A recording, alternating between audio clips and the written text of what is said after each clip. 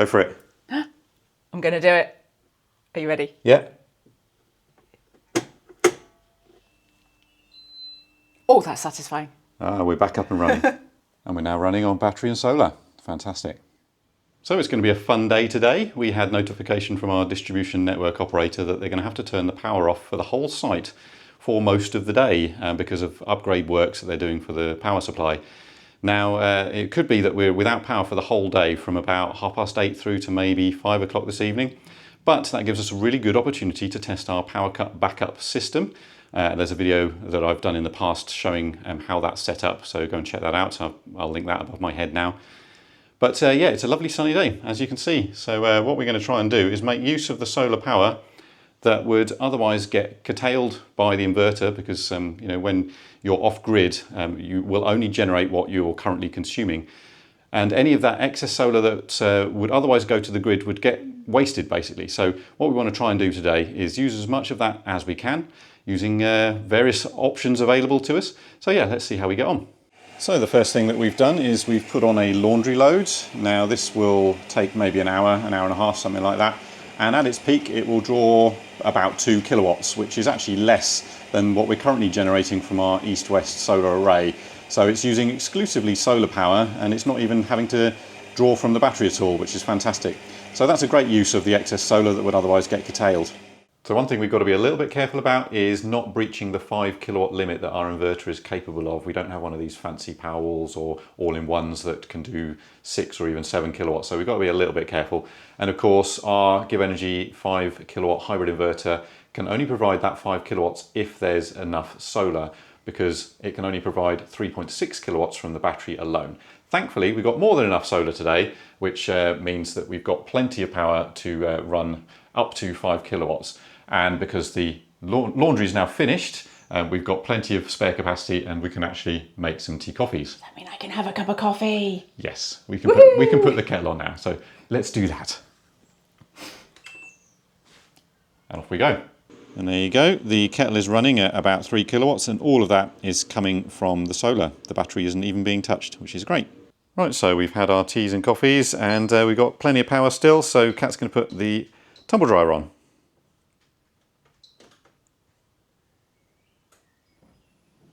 And off we go. And the tumble dryer is using about 2 kilowatts, so yeah, plenty of spare capacity, no problem at all.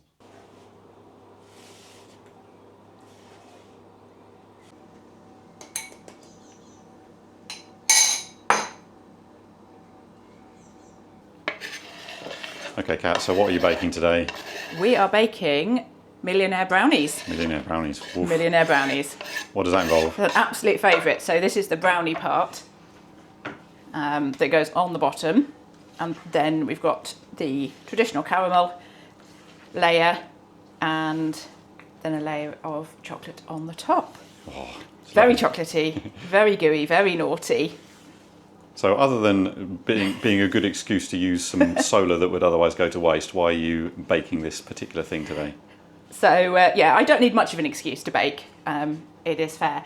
But it is a special reason today, because tomorrow is actually my last day of work at the hospital. Ooh. So what are you going to be doing after that? I should show you this lovely, look at that loveliness going in there. Sorry, sidetracked, because very pleasing. So I will be a full-time cross-stitch designer and educator. Yeah. I mean, I'm still workshopping the what I'm calling myself. But yes, full-time with all of my cross-stitch nonsense. Excellent. Well, so yeah, very exciting, and I thought to celebrate I would do a few of my favourite sweet treats to take into work. I might leave you one, Tim. Oh, well, thank you. That would be very, very kind of you. But yeah, it's just kind of handy that we've actually got lots of excess solar, although a bit of juggling, obviously, with the other things, trying not to use everything at the same time. The tumble drying's gone on hold. We could probably have put both the tumble dryer on and the oven, but yeah, we've paused the tumble dryer temporarily, just so that we don't accidentally breach that 5 kilowatt limit in case the sun goes in.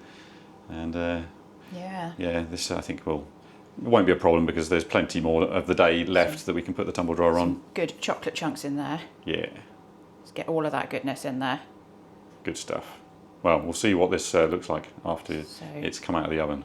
So the oven's heating up, but the sun's gone in a little bit, so we're drawing about 1.3 kilowatts from the solar, but about an additional 1 kilowatt from the battery. So that's what happens when the battery is needed to provide a little bit of extra power.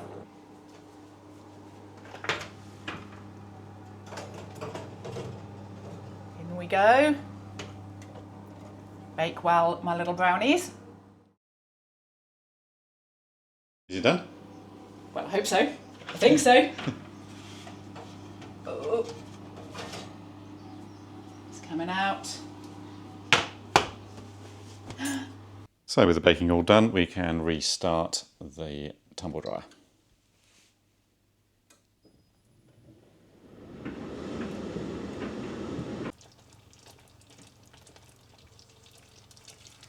Well, that is looking spot on. It's got a nice caramel colour, bubbling away. Time to pour.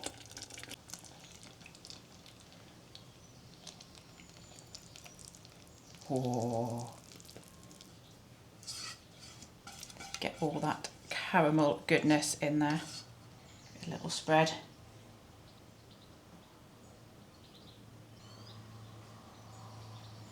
Oh, see, I don't like to see the bits of brownie poking through. It's pretty good. So you might be wondering at this point why I haven't mentioned charging the car as an option for soaking up excess solar. Well, in our particular situation, we've actually got the EV charger wired up in such a way that the inverter and battery system can't see it. And that means that in the event of a power cut, we can't use the inverter and the backup functionality to charge the car. And that's why we are unable to charge the car today. And the reason we've done that is because in normal situations when we want to charge the car, what we don't want is for the home battery system to discharge into the EV. We actually want to do all of that charging from the grid, which means that the EV charger is basically on the grid side of the inverter and battery system. So it will never see the draw from the EV charger as a demand on the house, and then therefore try and meet that demand by discharging the home storage battery. So that's an option. Actually, it's a very sensible option for most purposes. It just means that today we're unable to charge the car, and that's fine. We've got plenty of other options for using up that excess solar. Well, we're rapidly running out of things to use the solar for, and there's still plenty of sunshine, so I thought I'd just set the Mixergy IHP to reheat the water. So as you can see, it was down to about 20%, something like that. So I've just told it to reheat back up to 100, and that'll use only a few hundred watts, but you know, it's all good. Right, so it's 4:30. We've been reliably informed by the neighbours that the power is back on, so let's switch back to the mains. Ta-da! And there we go. We've successfully navigated a day of power cut. Very successfully, I think. Yep, brilliant. Right, so we're back up and running, and the east-west arrays are now generating 3.2 kilowatts, which is great, and most of that's going back out to the grid because we've got our other two south arrays which are providing more than enough to support the rest of the house, and you can see that the house demand is 0 there because of that. It's just a weird data thing that I need to get resolved at some point, but that'll be a whole separate video in the future. And you can see we've still got 100% battery, and if I have a look at the battery tracker, you can see that basically we barely got below 100%. Occasionally we were at 98, we dropped to 98% every now and again. A few little bits of the battery going in and out as we needed a bit more demand than there was currently solar at the time when the sun went behind a cloud, for example. Now, if I'd been really clever, I would have prevented the battery from charging up overnight. You can see that big chunk there in the early morning. That's the battery recharging after I had discharged it the previous night. Yeah, if I'd left that not to charge up overnight, then it could have been used to refill from the solar that we would have generated, and that would have been a lot more sensible, but I forgot to do that, so never mind.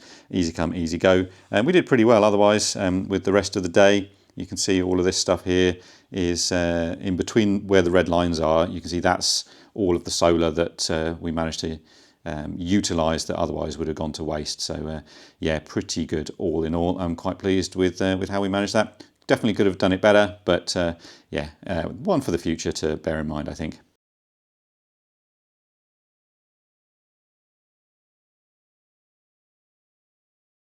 So one thing that I forgot to mention earlier is that the 3 systems that we've got, only the GivEnergy system is the one that could operate during the power cut. The other 2 systems, the 2 south arrays that we got installed after the GivEnergy system, those are AC coupled and they automatically turn off in the event of a power cut. So we weren't able to make use of those during the day, but that's fine because the GivEnergy system, because it's a hybrid system, was able to keep the solar panels for the east and the west arrays operating, which was more than enough to cover our needs. And actually, even if it wasn't, then the battery would have been fine to cover us anyway. So obviously in the winter, we wouldn't have that.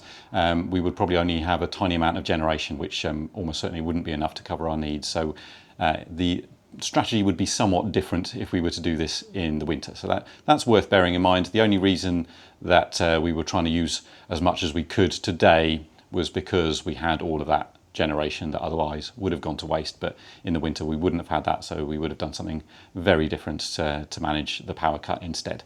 So there you go. I hope you enjoyed that little behind the scenes peek in our day in the life of living with a power cut. So how do you feel the day went overall? Yeah, it's pretty straightforward. It's just nice to be able to get on and do the things that we wanted to do without having to worry about anything. Yep. Well, there you go. Thanks very much for watching. We'll catch you in the next one.